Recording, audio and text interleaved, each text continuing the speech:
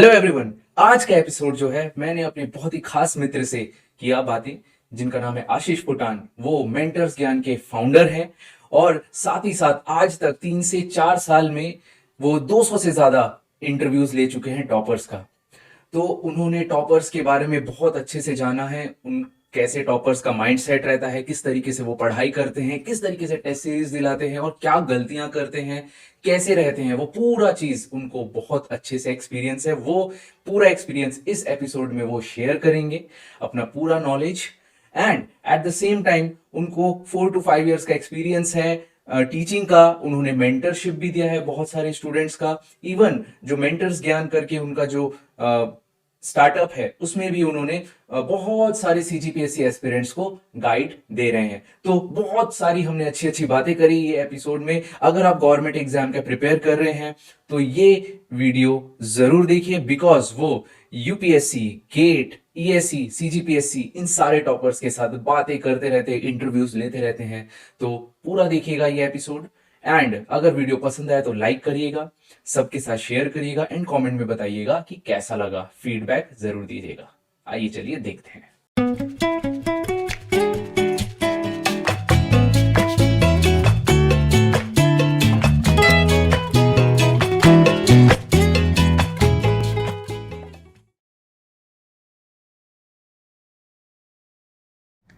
Hello brother, कैसे हो? बढ़िया यार। बताइए, इतने सालों का आपका जो एक्सपीरियंस है, अभी आपने अब कितने सालों से ये जो इंटरव्यू आप जो ले रहे हैं, ये सारी चीज़ें जो कर रहे हैं, उसका एक्सपीरियंस आपको कितने साल का हो गया है? ऑलमोस्ट 3 से 4 साल का हो गया है। और कितने इंटरव्यूज ले चुके हैं? 200 से ऊपर कई। 200 के ऊपर इंटरव्यूज का। हाँ। तो मेनली आप जो है वो टॉपर्स का लेते हैं, राइट? जो कौन कौन से एग्जाम्स के? स्टार्ट किए थे इंजीनियरिंग, यूपीएससी इंजीनियरिंग सर्विसेज कराता है उसका। फिर गेट के टॉपर्स, फिर आईएएस ऑफिसर्स, फिर स्टेट के टॉपर्स जो होते हैं, डिप्टी कलेक्टर, डीएसपी, उन सब का इंटरव्यू। तो ऐसा करते हुए मतलब ऑनलाइन ऑफलाइन मिक्स करते हुए 200 प्लस इंटरव्यूज। ओके, तो सबसे पहले तो ये बताओ कैसे हो आप, कैसा चल रहा है लाइफ? बढ़िया है। एंड लाइफ में अप डाउन चलता रहता है। वो तो part and parcel of life है, आप उसको कुछ नहीं कर सकते। वहीं से तो हमको सीखने को मिलते हैं चीज़ें। तो ये पूछना चाहूँगा, जो इतने सालों से आप कर रहे, आपने क्या सीखा इतने सारे टॉपर्स से, और मेनली क्या था एक्सपीरियंस आपका? देखो, पहला तो ऐसा है कि टॉपर्स भी हम जैसे आम लोग ही रहते हैं। हम लोग उनको एस्पायर करते हैं, देखते हैं, सोचते हैं कि ये तो आईएएस है, ये तो कलेक्टर है, तो वो बहुत बड़ा कोई ऐसा होगा। नहीं, वो लोग भी बहुत सारी गलतियां करते हैं, बहुत कुछ सीखते हैं, वो भी डरते हैं। उनको ऐसा नहीं रहता है कि पेपर दिला के आ गए और एकदम श्योर रहते हैं कि यार मैं तो सिलेक्ट हो ही गया करके। तो चीज़ें वेरी करती रहती है उनके साथ भी। पर सबसे ज़्यादा इन सब के बीच में बहुत सारी चीज़ें कॉमन है। मतलब अब तो इतना हो गया है ना कि अगर कोई मुझे अपना डेली रूटीन बता दे तो मैं ये बता सकता हूँ कि ये कौन से रास्ते जा रहा है। क्योंकि इन सब के बीच में ना बहुत सारी चीज़ें कॉमन है जो एक टॉपर के अंदर होता है। ठीक है, तो जैसे अगर स्टार्ट करें तो सबसे पहले कि कंटिन्यूटी बहुत रहती है। ठीक है, डिसिप्लिन बना के रखे रहते हैं और कंटिन्यूस मेहनत करते हैं। ऐसा नहीं कि आज पढ़ लिए 12 घंटा, फिर 3 दिन नहीं पढ़े, फिर पढ़ लिए 12 घंटा, ऐसा नहीं होता है। कंटिन्यूटी रहती है। दूसरा है पॉजिटिव एटीट्यूड। मतलब ये तो जिंदगी के हर एक पर्सन के अंदर ऐसा रहता ही है, जो भी सक्सेसफुल हुआ है, पर इनके अंदर रहता है कि पॉजिटिव रहते हैं, यार कुछ तो अच्छा ही करेंगे ऐसा करके। एक और इम्पॉर्टेंट बात बताऊँ, मतलब शायद इससे कुछ लोग डिमोटिवेट हो जाएं, पर ना 95% लोगों का ना स्कूल टाइम से ही अच्छे रहते हैं। मतलब बचपन से ही ना उनको पढ़ने की आदत रहती है। 90 से 95%? 90 से 95%। मैंने सबसे पूछा है उनका 10th बताओ, उनका 12th बताओ, सब लोग, कोई भी ऐसा नहीं था जो ये बोल दे कि मेरा एकदम ख़राब था। मैं वो 5% कंसिडर कर रहा हूँ, कुछ लोग हैं, पर उन लोगों का ऐसा था कि पारिस्थितिक बचपन में उतना अच्छे से गाइडेंस नहीं मिला करके नहीं किए। पर ना सब लोगों के साथ ऐसा था कि सबका या तो 10-12 टॉप किए हुए हैं या अबव एवरेज हैं, 75 से 80 के ऊपर ही हैं, ये कॉमन था। तो इसके पीछे साइकोलॉजी भी है ना यार। आप एक मेजर चंक अपने लाइफ का बचपन में बिताते हैं और उस समय आपको एक हैबिट बिल्डअप होती है। ये तो हम सब मानते हैं ना कि अगर हैबिट अच्छा रहे तो वो जिंदगी भर साथ देता है। बिल्कुल बिल्कुल। तो ऐसा है कि जब उनसे बात की गई है ना, उनसे पूछा गया तो उनको ना बैठने की आदत थी। आप मोस्टली गौर करेंगे कि क्यों आईआईटियंस ही यूपीएससी निकाल रहे हैं, है ना, या छत्तीसगढ़ की अगर बात करें तो एनआईटियंस ही मेजरली जो है वो अच्छे पोस्ट्स पे हैं, फर्स्ट टॉप 10 में रहते हैं।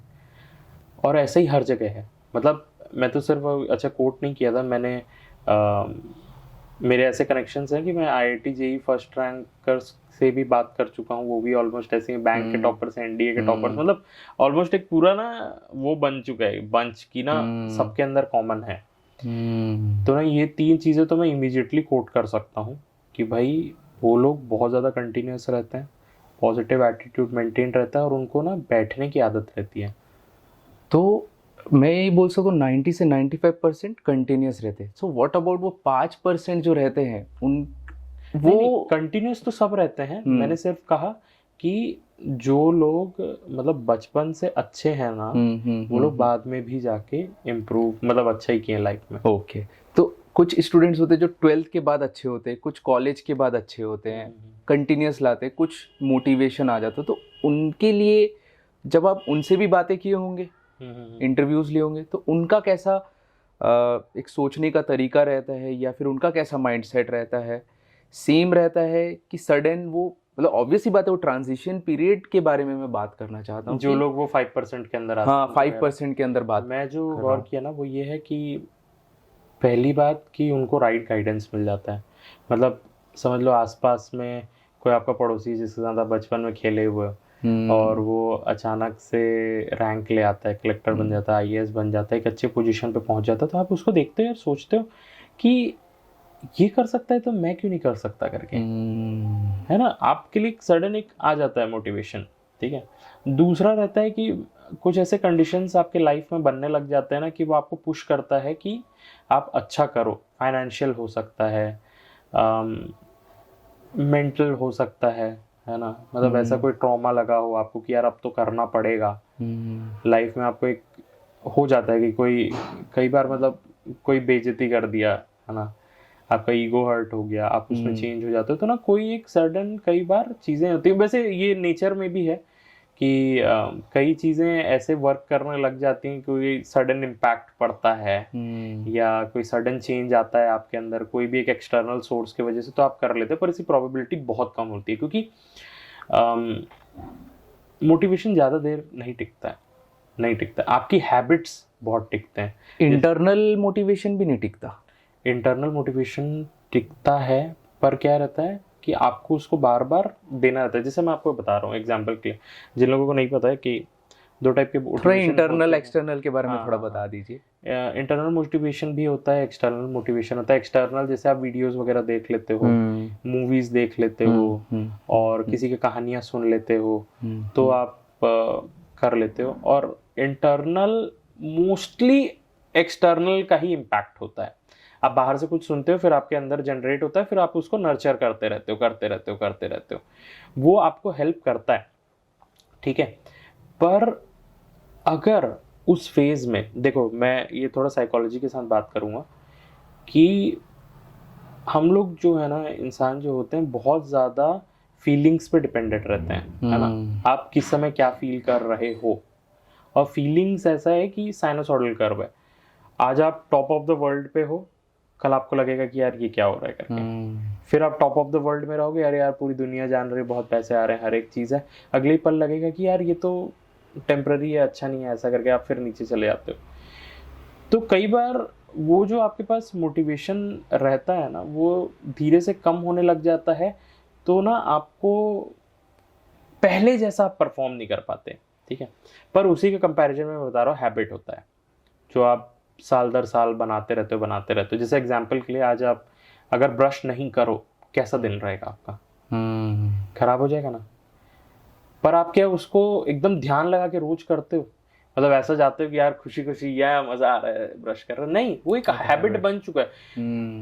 हैबिट की खास बात ये है ना कि जिस दिन उसको नहीं करो उस दिन आपको ना वो चीज खलती है, वो मजा नहीं आता है। तो मैं बस ये कहूंगा ना कि हैबिट बनाना ज़्यादा ज़रूरी है। इंटरनल मोटिवेशन लाओ, रहना चाहिए। हम सबके अंदर एक मोटिवेशन है यार। ऑब्वियस सी बात है कि हम सबको लाइफ में बहुत अच्छा करना है, हेल्थ में अच्छा करना है, फिजिकली, मेंटली, स्पिरिचुअली सब अच्छा करना है। क्योंकि ये सब हम लोगों ने आसपास की दुनिया से बचपन से सीख लिया है। अंदर में एक रहता है कि यार करना है करना है, पर क्यों नहीं कर पाते? क्योंकि वो हैबिट नहीं है ना? और हैबिट बनाना थोड़ा मुश्किल काम रहता है स्टार्ट में, फिर धीरे धीरे हो जाता है। एक और मोटिवेशन, इंटरनल मोटिवेशन, जब ये मैंने एक्सपीरियंस किया है, जैसे हम जब प्रिपरेशन करते हैं, हम मार्क्स लाते हैं, या कोई भी एक क्वेश्चन जो टफ था वो नहीं बन रहा था बट अब बनने लग गया, तो वो एक अंदर से मोटिवेशन आता है, वो मोटिवेशन भी मेरे ख्याल से बहुत हेल्प करता होगा। जितने भी एस्पिरेंट्स होते हैं, टेस्ट में अच्छा मार्क्स आया, वो एक अंदर से जो मोटिवेशन आया। मैं ये चीज़ को देखा हूँ पर इसके परसेंटेज बहुत कम है। मतलब मैं अनअकैडमी में 400 बच्चे अभी पूरा गाइड करा था गेट के पहले, एंड 400 में से मुश्किल से 10 लोग थे जो लोग मेरा बात मानते थे। और ये फैक्ट है, ये एकदम फैक्ट है, नहीं मानते। और क्यों मैं ऐसा कह सकता हूँ पता है कि ना, प्रोफेशनल्स के साथ कभी झूठ नहीं बोलना चाहिए। वो जो बोलते हैं ना इंटरव्यू के टाइम पे झूठ नहीं बोलना चाहिए, प्रोफेशनल्स के सामने, सीवी के सामने झूठ नहीं बोलना चाहिए, क्योंकि सबके झूठ कॉमन रहते हैं। मतलब अगर कोई नहीं पढ़ा है ना, सबका यही है कि मैं बीमार पड़ गया था, या सबका ऐसा है कि मेरे सेमेस्टर एग्जाम चल रहे थे तो मैं नहीं पढ़ पाया, या कोई XYZ था जिसमें कॉमन पैटर्न मिल जाता है। तो ये कैसे कि सबका हो जाता है और इसका नहीं हो पाता है। और इसी में मैं बता रहा हूँ, मैं अभी यूपीएससी रैंक 1 का टॉपर का इंटरव्यू लेने के लिए गया था। मैं पूछा, आप तो 21 साल के हो, मतलब 2021 के पास आउट हैं और 22 में फर्स्ट रैंक आ गया उनका। मैंने पूछा ऐसा कैसे हो गया? कॉलेज में तो यार इधर सब लोग बोल रहे हैं कि असाइनमेंट रहता है, सेमेस्टर रहता है, हर एक चीज़ रहता है, उसके बाद भी आप पेपर निकाल लिए, कैसे? तो उनका बस एक कहना था कि यार हम सबके पास ना बहुत एक्सक्यूजेस हैं, पर अगर आप एक चीज़ पे फोकस करोगे ना, आप अपने एक्सक्यूजेस को दूर कर लोगे। हम सबके पास अभी मैं यहाँ नहीं आना चाहता तो मेरे पास एक एक्सक्यूज रेडी रहता। मेरे को यहाँ से पानी क्यों नहीं पीना है, उसके लिए एक एक्सक्यूज रेडी रहेगा। हर चीज़ के लिए एक्सक्यूज रेडी है। तो जिस दिन आप उस चीज़ से ऊपर उठते हो ना, आप अपने एक्सक्यूजेस से ऊपर उठते हो, तो आप कुछ अच्छा ही करते हो। वो एक बहुत बड़ी कड़ी रहती है एक्सक्यूज़ जो जनरली स्टूडेंट्स देते हैं। अच्छा, और टॉपर्स में आपने क्या ऐसा कॉमन चीज़ देखा है? मोस्ट ऑफ द जो टॉपर्स होते हैं, ऑब्वियस ही बात है, उनका माइंडसेट रहता है, उनका ये रहता है। एक मैंने जो कॉमन चीज़ देखा है, मैं उसके बारे में बता रहा हूँ। वो लोग विजुअलाइज करते हैं, विजुअलाइज इन द सेंस मैं बोलूँगा कि मैनिफेस्ट करते हैं। वो अपने आप को देख सकते हैं फ्यूचर में कि वो टॉपर बन रहे। तो क्या ये बात कितनी सच्चाई है? ये सही में करते हैं? सही में ऐसा होता है कि वो बस प्रिपरेशन ही करते रहते हैं और सीधा रिजल्ट के दिन रिजल्ट आया? क्या है ये बात? एक्चुअल में बहुत अच्छी बात कही है आपने, और ये मैंने अपने लाइफ में ऑब्जर्व किया। पर नॉर्मली मैंने मतलब इस चीज़ को कभी उनसे पूछा नहीं। मतलब ये एक मेरे लिए भी पॉइंट है कि अगली बार से मैं उनको ये चीज़ पूछूंगा, क्योंकि लॉ ऑफ नेचर इस चीज़ पे काम करता है। आप जो चीज़ को सोचते हो ना, चीज़ें होती हैं। एक आध लोगों से ऐसे पूछा था तो देवर लाइक कि ये नहीं पता रहता है कि वो फर्स्ट रैंक लाएंगे या टॉप 10 में लाएंगे, पर ये रहता है कि बनेंगे तो है। ये मैंने ऑब्जर्व किया है। उनका ये नहीं रहता है कि मैं टॉप 10 में ले आऊँगा या फर्स्ट रैंक ले आऊँगा। उनके लिए नंबर वैल्यू नहीं रहता, पर वो अपने आप को ये देखे रहते हैं कि हाँ मैं IAS बनूंगा, हाँ मैं डिप्टी कलेक्टर बनूंगा, हाँ मैं DSP बनूंगा, हाँ मैं वर्दी में अपने आप को देखूंगा। इन लोगों के लिए तो स्पेशली देखा है मैंने, जिन लोगों को जैसे डिप्टी सुपरिटेंडेंट ऑफ पुलिस या सब इंस्पेक्टर, ऐसे कोई भी जितने भी यूनिफॉर्म वाले रहते हैं ना, आर्मी वाले, तो वो लोग अपने आप को इमेजिन किए रहते हैं और वो लोग बार बार ये कहते हैं कि वर्दी पुकारती है, बुलाती है। आप थोड़े दिन बाद आपको वो चीज़ें मिलने लग जाती है। अपने पर्सनल लाइफ पे भी मैंने इस चीज़ को गौर किया है। आप बड़ा एम करेंगे ना तो आपको चीज़ें मिलती हैं। तो सबसे मेन चीज़ जो है कोचिंग की अगर मैं बात करूँ तो कितना % कोचिंग का ये रहता है उनके लाइफ, मतलब उनके प्रिपरेशन में कितना % रोल अदा करता है ये कोचिंग, कि उनका माइंडसेट ही सब कुछ होता है? मैं कहूँ कि मैंने दोनों टाइप के लोग देखे हैं, जो लोग कोचिंग गए भी, जो लोग कोचिंग नहीं भी गए। कोचिंग के फ़ायदे हैं, नुकसान है, सेल्फ स्टडी के फ़ायदे हैं, नुकसान है। बहुत इंपॉर्टेंट चीज़ें मैं इसमें कोट कर सकता हूँ।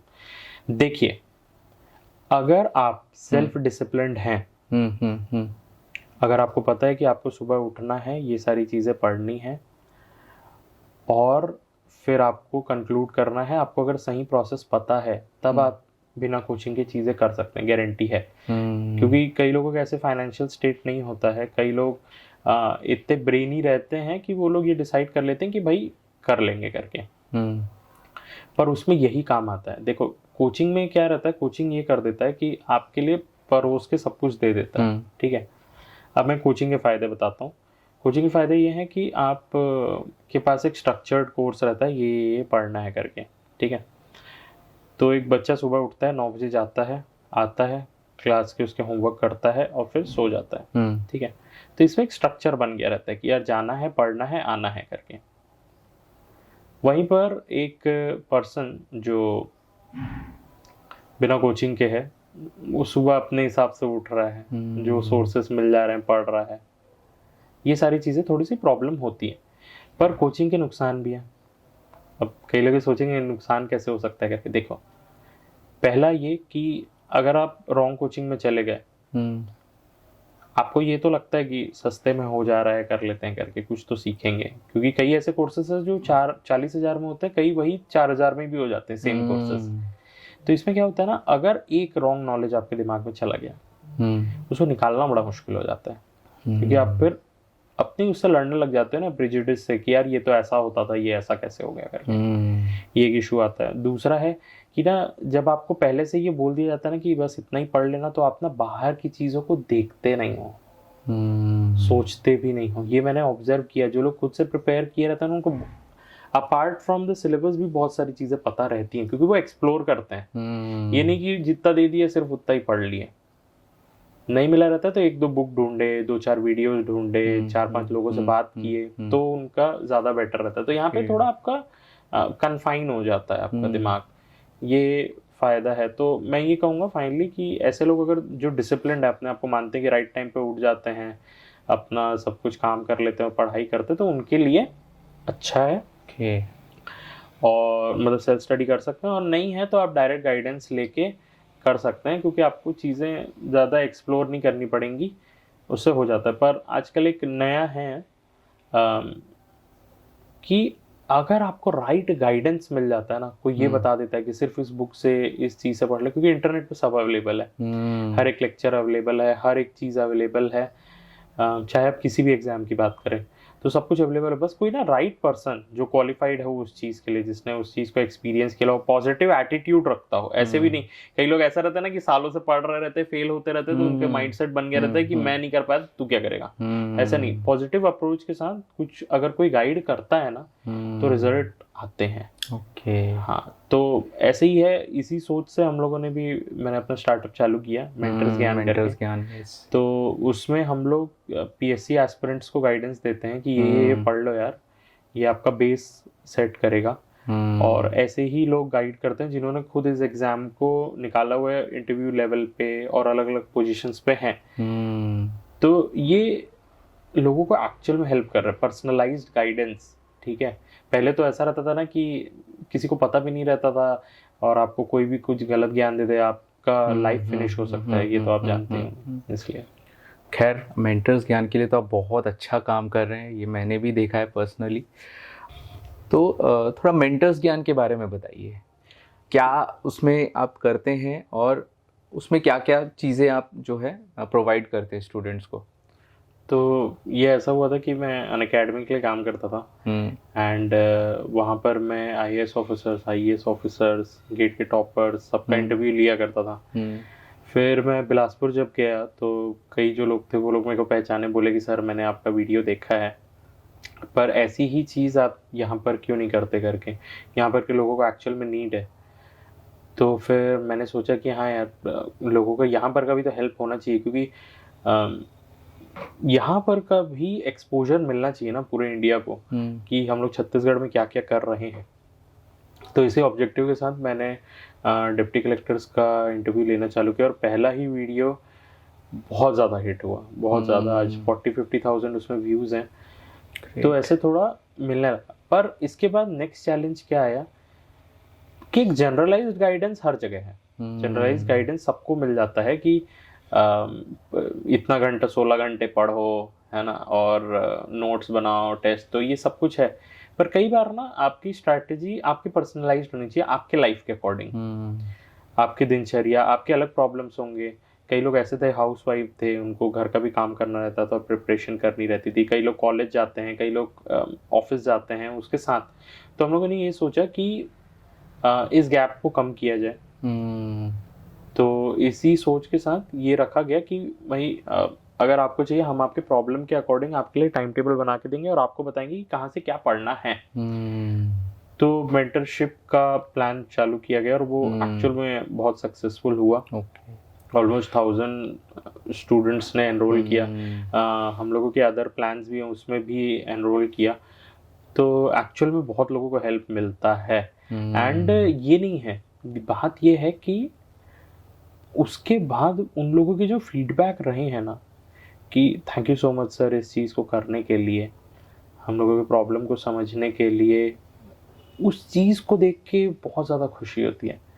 हम लोगों ने चीज़ों को अफोर्डेबल भी रखा, एक कॉल 99 रुपीज़ का ही रखा। कई लोग ये भी बोले कि सर फ्री कर देना चाहिए था, आपको क्या चीज़ की प्रॉब्लम है, क्या चीज़ की कमी है। पर ना एक है कि ना, चीज़ों को फ्री कर दिया जाता ना तो उस चीज़ की वैल्यू नहीं होती है। इसलिए फ्री मत करो, अफोर्डेबल करो, ये हम लोगों का है।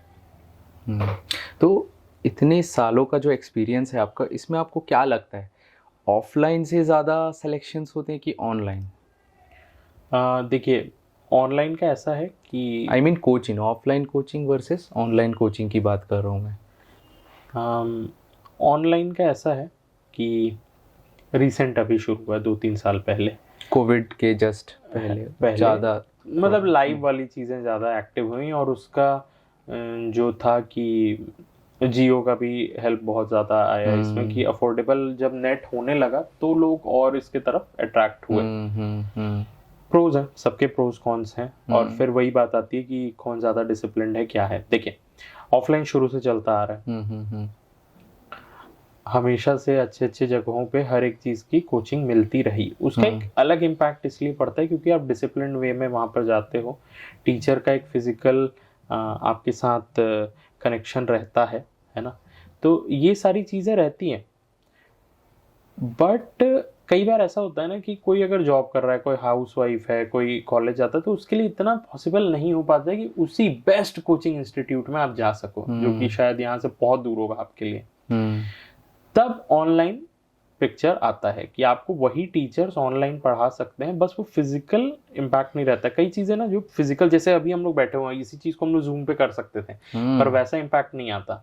अभी जो हम लोग साथ में बैठे हुए हैं, ये जो वॉइस आ रहा है, वाइब्रेशंस आ रहे हैं, इस चीज़ की फीलिंग ही अलग होती है। ये जो एक्सप्रेशंस में पूरा 3D आपको देख पा रहा हूँ, समझ पा रहा हूँ इस चीज़ की।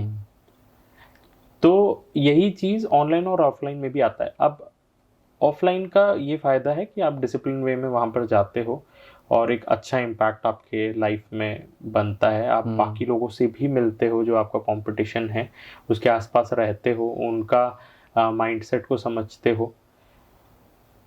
पर कौन सी है कि बहुत दूर जाना पड़ेगा, और फिर ना कोचिंग का कॉस्ट अलग, वहाँ के रहने का भी कॉस्ट बहुत ज़्यादा हो जाता है। रहना, खाना, तबीयत खराब होना, ये सारे रहता है। एट योर कंफर्ट आप नहीं कर सकते। ऑनलाइन के फायदे ये हैं कि अच्छे टीचर्स आपको कम प्राइस पे मिल जाते हैं और आपको बहुत सारे फायदे रहते हैं, मटेरियल वगैरह हर एक चीज़ मिल जाता है, पर वो फिजिकल कनेक्शन वाला नहीं मिल कनेक्शन पाता नहीं है। मिल पाता है।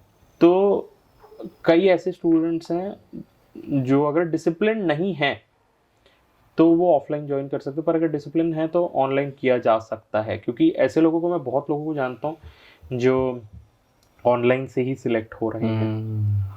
तो फायदे भी है, नुकसान भी है। मैं हर चीज़ का एक ही क्रक्स निकालता हूँ कि हर चीज़ के फायदे नुकसान होते हैं। ऐसे ही सेम ये मेरा एक लाइफ में एक पर्सपेक्टिव है कि ना, इंसानों में भी है ना, अच्छे होते हैं, बुरे होते हैं, सबके अंदर अच्छाई होती है और बुराई होती है। तो ना, किसी से भी मिलो, बात करो तो उनकी अच्छाइयों को लो और बुराइयों को साइड करके रखे रहो। हमारे कई रिलेशंस में भी ऐसी लड़ाई झगड़े होते रहती हैं, कुछ ना कुछ अच्छा बुरा होता रहता है। अच्छे को लो, बुरे को साइड करो। अच्छा, यहाँ पे मैं एक बात पूछना चाहूँगा, आप ही के बात से है डिसिप्लिन। टॉपर्स डिसिप्लिन होते हैं तभी वो सेलेक्ट होते हैं, तो डिसिप्लिन का मतलब थोड़ा सा बताइए, टॉपर्स के पर्सपेक्टिव से वो किस तरीके से डिसिप्लिन रहते हैं। डिसिप्लिन पहले तो होता क्या है? डिसिप्लिन का ये मतलब होता है कि एक ही चीज को बार बार करते रहना in the right direction, irrespective of what ever external things happen with you, इसे कहते हैं डिसिप्लिन। किसी दिन ऐसा हुआ कि आप रात भर जग गए, अगले दिन आपको पढ़ना था सुबह 7 बजे, जो नहीं कर पाया वो इनडिसिप्लिन है, जो कर लिया वो डिसिप्लिन है। आपको हेल्दी फूड खाना है पर आप उस दिन नहीं खा पाए किसी भी रीजन के वजह से, तो इनडिसिप्लिन है। तो इररेस्पेक्टिव आपके लाइफ में कुछ भी चल रहा हो, अगर आप उस चीज को कमिट करके रखते हैं, जो आपको करना ही है, जो आपको पता है करना है और जो राइट है, that is known as discipline. Okay. तो ये मैंने ऑब्जर्व किया कि करना है तो करना है। वेरियस फॉर्म में कर सकते हैं, अलग अलग टाइप से कर सकते हैं। मतलब समझ लो कोई बैठ के पढ़ता है ना, तो आप घूम के पढ़ो, आप लेट के पढ़ो पढ़ो लेकिन पढ़ो, पर पढ़ो। चाहे छत में घूम के पढ़ो, चाहे किसी से फोन से बात करके पढ़ो, चाहे ऑनलाइन पढ़ो, पर पढ़ना है। ये डिसिप्लिन हमेशा आपके मेंटेन रहनी चाहिए। पर इसके साथ बात ये आती है कि ना, डिसिप्लिन क्रिएट होता है मेंटालिटी से। अगर आप इस चीज़ को मान लेते हो कि यार मेरे को इस चीज़ को डिसिप्लिन्ड वे में करना है, तो उसके लिए पहले आपको माइंडसेट रखना पड़ता है कि प्रॉब्लम्स आएंगी, मेरे को उसके लिए प्लान भी बना के रखना है और उस समय मैं कैसे एक्ट करूँगा। शायद आप 100% करते होंगे हर रोज, पर वो भी जो एक दिन का गैप आता है उसमें अगर आप थोड़ा कम किए तो भी चलेगा, पर करते रहना है। आप रोबोट तो नहीं है कि हर दिन 100 रहेगा, पर करते रहना है, ये ज़्यादा मैटर करता है। भले एफिशिएंसी ना रहे बट हमको कंसिस्टेंसी मेंटेन करके रखना करना पड़ेगा। बहुत अच्छी बात कही आपने।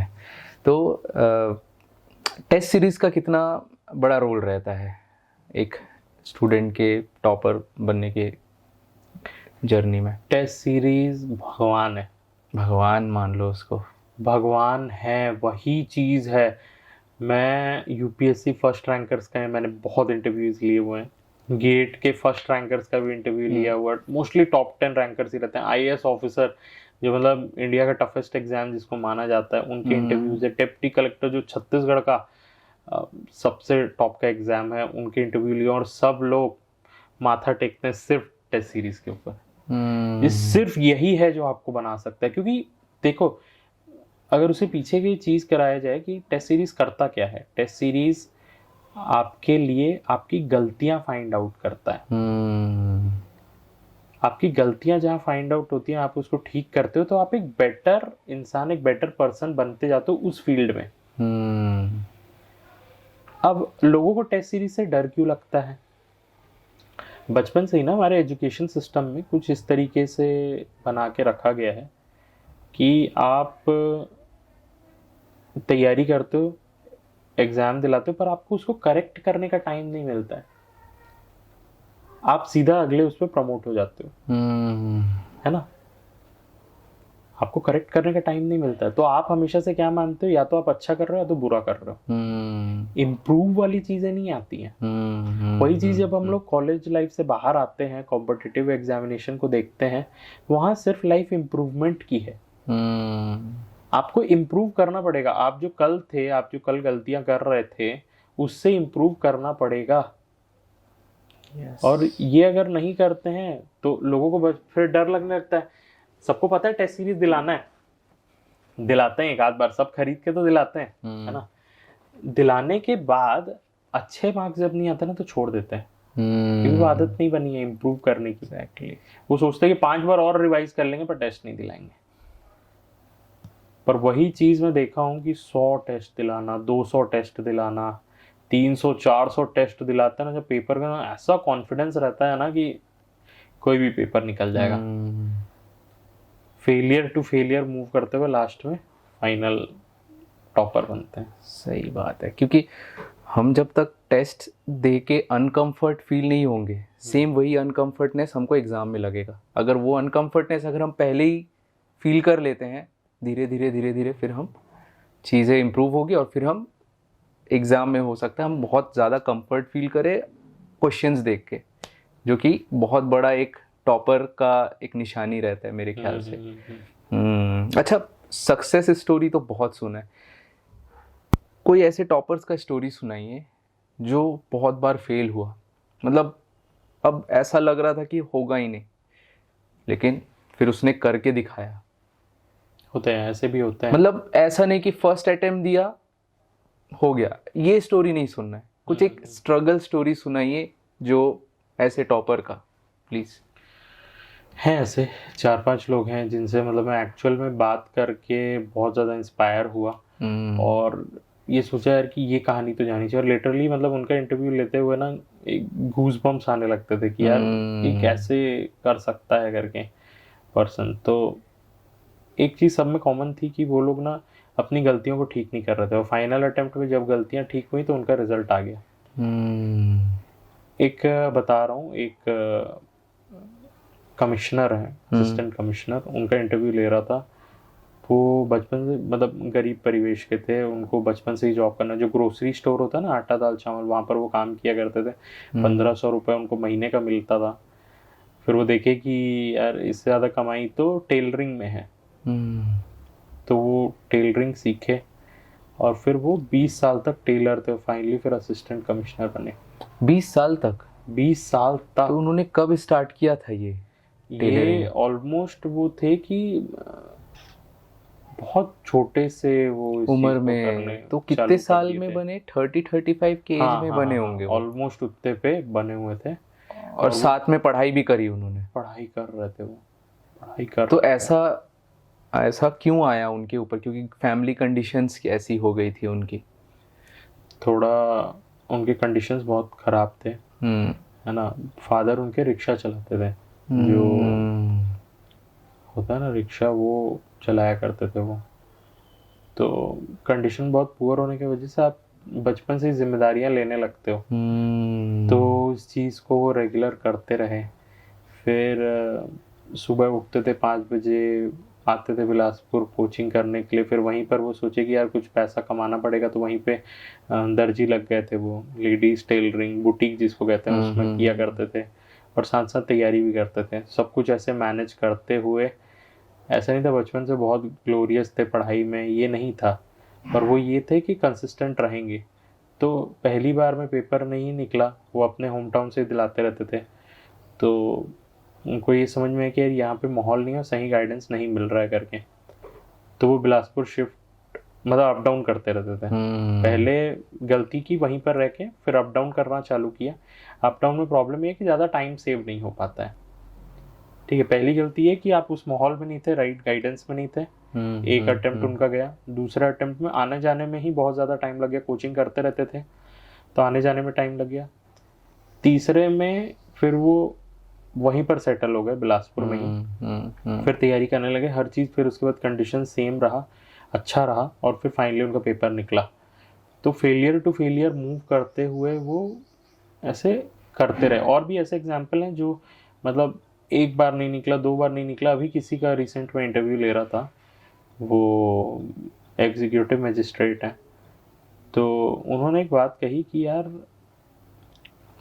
मैं मान लिया था कि मेरा नहीं होगा सिलेक्शन, ऐसा भी कर लेते थे कई लोग, तो कि ना एक बार इंटरव्यू दे, मतलब 4 बार इंटरव्यू दिलाए हैं, इंटरव्यू में फेल होते जा रहे थे एंड फिर फाइनली उनका निकला, तो उनका एक्सपेक्टेशन नहीं था और उनका आ गया।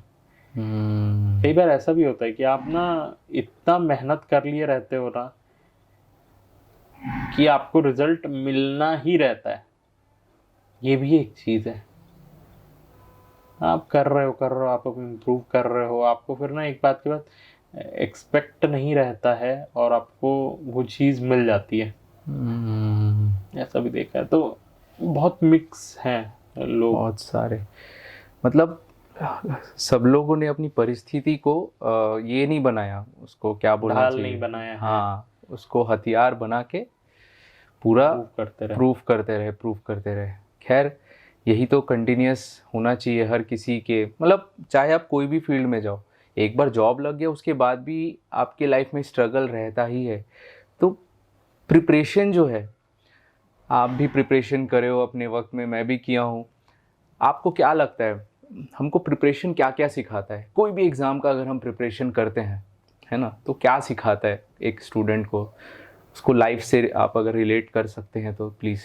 बहुत कुछ सिखाता है, मतलब लाइफ और एग्ज़ाम कई हद तक रिलेटेड है। पहला है कि आप अपने लाइफ में अगर किसी चीज़ को ठीक करना चाहते हैं, जैसे समझ लीजिए हेल्थ है, तो आपको उसमें कंटिन्यूस रहना पड़ेगा, कंटिन्यूस हेल्दी फूड खाना पड़ेगा, कंटिन्यूस एक्सरसाइज करना पड़ेगा, तो आपके लाइफ में कंटिन्यूटी हेल्प करता है। दूसरा है कि डिसिप्लिन बना के रखता है।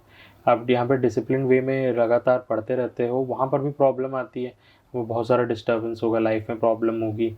और आप जब अपने यहाँ पर भी कुछ करते हो, किसी चीज़ को ठान लेते हो कि यार ये तो करना ही है करके, तो भी आपको लाइफ में प्रॉब्लम्स आती रहती हैं, जिसको आप रेगुलरली फिर करते हो, अच्छा करते हो। फिर थर्ड है कि आप टेस्ट दिलाते हो। टेस्ट लाइफ में भी सेम रहता है कि आप कई चीज़ों को ट्राई करते हो, फिर उसको ठीक करते हो, फिर इम्प्रूव करते हो। सेम चीज़ टेस्ट सीरीज भी सिखाता है।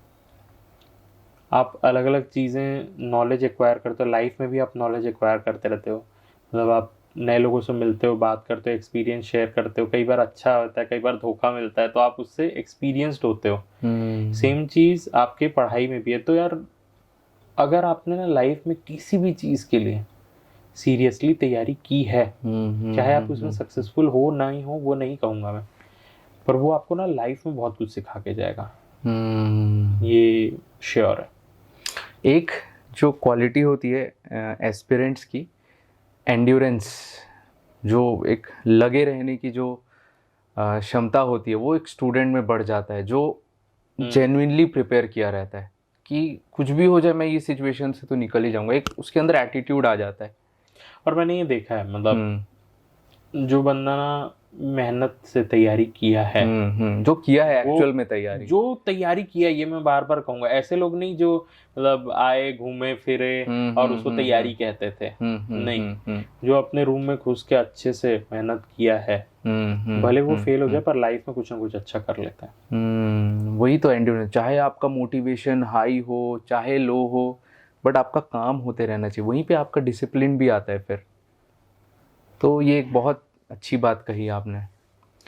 खैर, ऐसे तो बहुत सारे सवाल हैं, फिलहाल अभी के लिए बताइए कैसा लगा आपको ये बातें करके? बहुत अच्छा लगा। एक्चुअल में हम लोग तो दोस्त ही हैं, पर ऐसे इंटरेक्शन हम लोग नहीं करते। हाँ, और जब कैमरा के सामने आप रहते हैं एक डिसिप्लिन वे में, मतलब सब कुछ सेटअप रहता है, तो एक अलग टाइप के कन्वर्सेशन और एक अलग वाइब्स भी आती है कि यार ये सब हम लोग तो घूमते हुए कभी बात नहीं किए। हाँ, तो थैंक यू सो मच बुलाने के लिए। एंड पहली बार ऐसी सारी चीज़ें मैं बता रहा हूँ, सुना तो मैंने बहुत है, पर बताना एक ना बहुत हेल्पफुल वीडियो ये रहने वाला है। एंड आपको इस जर्नी के लिए बहुत सारा all the best. Thank you so अच्छा मच। करें, मुझे अच्छा लग रहा है कि ऐसा कुछ आप कर रहे हैं, और एक्चुअल में आपको भी बहुत कुछ सीखने के लिए मिलेगा और बाकी लोगों को भी बहुत हेल्प होता है। बिल्कुल बिल्कुल। और ऑब्वियस सी बात है, मैं ये चाहूँगा कि आप बिल्कुल वापस रिटर्न आए और भी बहुत सारे टॉपिक्स पे हम बात करें, क्योंकि हम लोग आज जब भी हम टाइम स्पेंड करते हैं हम कितना सारा चीज़ डिस्कस कर लेते हैं, बस कैमरा नहीं होता है। कैमरा नहीं होता है। रात रात भर जग के रात रात भर झक के इतनी सारी डिस्कशंस होती हैं, वो मेरे ख्याल से हमारे व्यूअर्स, हमारे लिसनर्स को बहुत ज़्यादा इफेक्ट करेगा। बिल्कुल, बिल्कुल। Thank you so much.